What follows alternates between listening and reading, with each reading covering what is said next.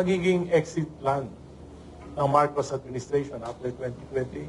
Whoever will be the president, hindi sila sigurado na hindi sila ipro-prosecute.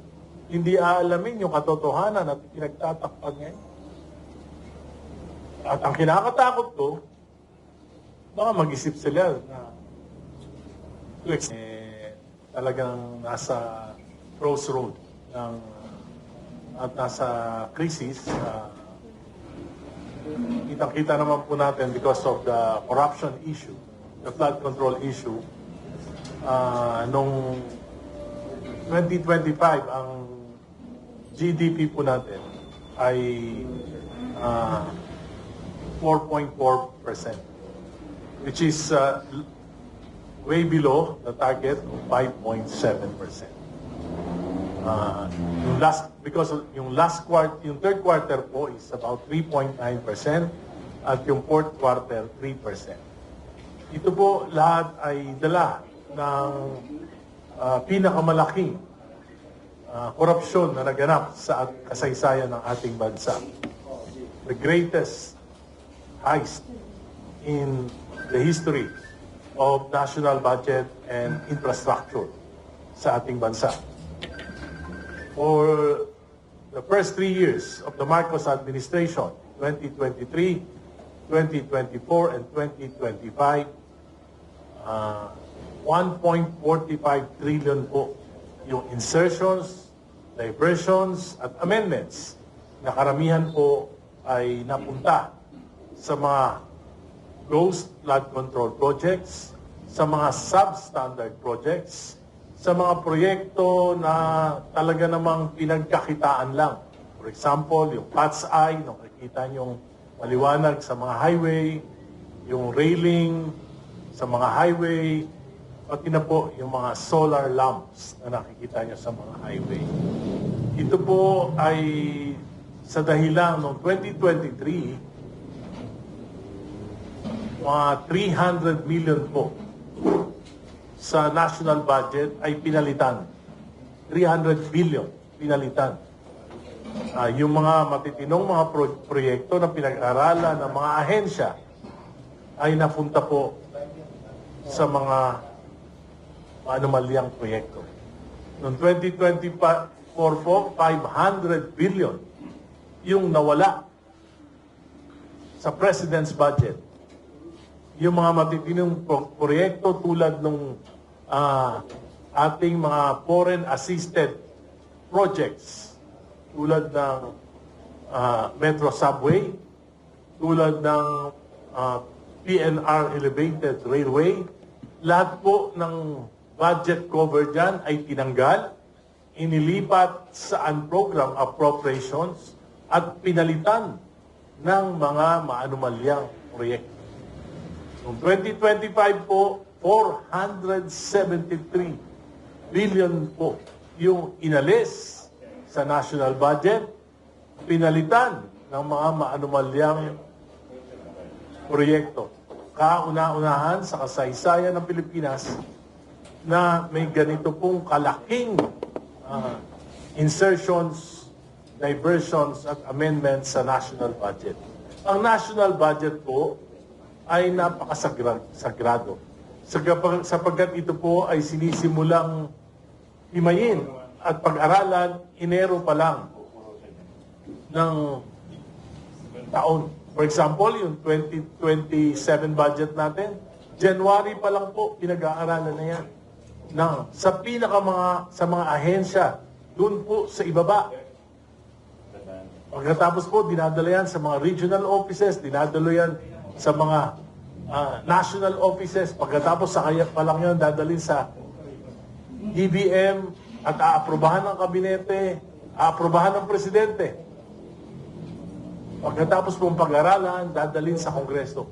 Pagdating sa Kongreso, ano nangyari? 2023, pinalitan lahat. 2024, pinalitan lahat ng mga importanteng proyekto. 2025, pinalitan lahat yung mga importanteng proyekto ang ipinalit. Yung pong mga proyekto na malaki ang kickback na halos wala nang ginagawa. Pinagpiestahan po ng Marcos administration ang national budget for the last 3 years. At yan po ang nangyari, bagsak ang GDP from 5.7% target, 4.4 po ngayong 2025. At dahil dyan sa mga investigasyon na nangyari, mga knee-jerk reactions ng gobyerno, ano po nangyari? Hanggang ngayon po, wala pong public spending sapagkat walang bidding sa infrastructure. Tinanggal lahat ng mga flood control projects. Kahit yung matitino, tinanggal. Hanggang ngayon po, hindi pa alam kung kailan magkakaroon ng public works bidding. Ano ibig sabihin yan? Daan-daan libong mga construction workers, wala pong trabaho ngayon. Ano po ibig sabihin yan? Maraming malulugi ng mga negosyante, construction supplies, at iba pa. Ano po ibig sabihin yan? Ang hula ko po, may projections, by first quarter, hindi lalagpas. I'm sure, less than 3% ang GDP. At lalo pong maghihirap ang ating mga kababayan. Kaya po, mahalaga na hindi matuldukan ang investigasyon dito sa pinakamalaking korupsyon na nangyari sa ating bansa. Subalit nakikita ko po, yung ICI na binuo ng Pangulo through Executive Order number 48, hindi po napunduhan. Hindi nabigyan ng karapatang suporta ng palasyo. Kaya dalawa po sa mga pinagkakatiwalaang miyembro ng komisyon, si Commissioner Dave Singson at si Commissioner Rosana Pajardo ay nagtitim. At ngayon po, halos hindi na natin alam kung ano ang ginagawa ng ICI. Pinagmadali kami sa Kongreso. Prioritize ng ating Pangulo yung pagbuo ng isang Independent People's Commission against infrastructure corruption. Ito po ay minadali namin, naipasa namin sa Committee on Government Reorganization, December lang po. December pa po. Nag-overtime po kami. Pero ngayon po, hindi na namin alam. Pebrero na, nakabimbin pa rin. Hindi na gumagalaw sa Kongreso. Ang Blue Ribbon Committee ni Senator Lacson, hindi mo maalaman kung ano direksyon. Inagalang ko po si Senator Lacson, pero nakita ko po ngayon, parang walang direksyon yung kanyang pag-iimbestiga. Siya mismo, pinangalanan niya si Executive Secretary Lucas Bersamin at ang pamangkin nito, si Yusek Adrian Bersamin, na tumanggap ng 8 bilyon mula kay Engineer Bernardo. Pero hindi niya po inimbestigahan, hindi niya pinatawag, at ngayon lamang nabasa ko na wala siyang balak ipatawag ang mga Bersamin. Bakit po? Bakit pagka mga kontraktor pinapakulong? Bakit pagka yung mga maliliit na engineers pinapakulong? Nakakasuhan ng mabilis. Pero bakit pag lumalapit na sa doorstep ng Malacanang? Bakit pagka mga kabinete na humihinto, umiiwas na sa investigasyon? Kaya po, napakalungkot kung yung pong 1.45 trillion na ito ay hindi may papaliwanag. Command responsibility ng Pangulo ito. 2023, 300 billion pinalitan ng Kongreso. Inirmahan niya, hindi siya kumibo. Kabinete niya, DBM, hindi kumibo. Baka napalusutan siya. Pero 2024, 500 billion. Pinalitan, sinalaula, hindi siya kumibo. Kabinete niya, DBM, hindi kumibo. 2025, 473 billion. Sinalaula ng Kongreso, ng 19th Congress. Hindi siya kumibo. Inirmahan niya pa rin. Maliban sa 26 billion na kanyang Benito. Pero 473 billion po yung natira ng mga insertions, diversions. Nagtataka po ako, dati-rati, para yung banggit, sa mga pangalan. Saldico,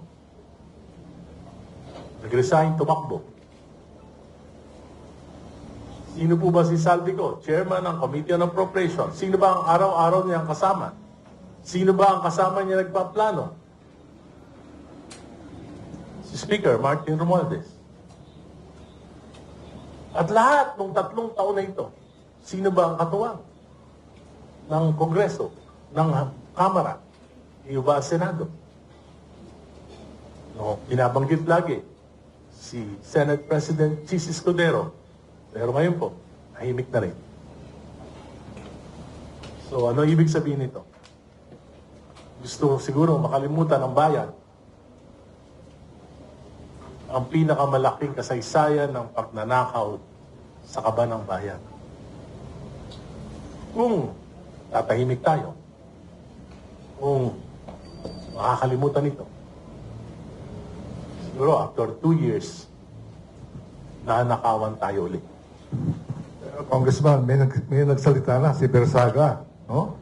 Si Bersaga, si Miao Miao, and saka si Leviste, no? Eh kayo po ay, I think Leviste trusted you, no? He showed you the Cabral papers. What can you tell us about that? Well, alam niyo po, yung Cabral files na sinasabi, that's a public document. Meron naman pong kopya ang ombudsman, kinuha nila. So, alam niyo po, yung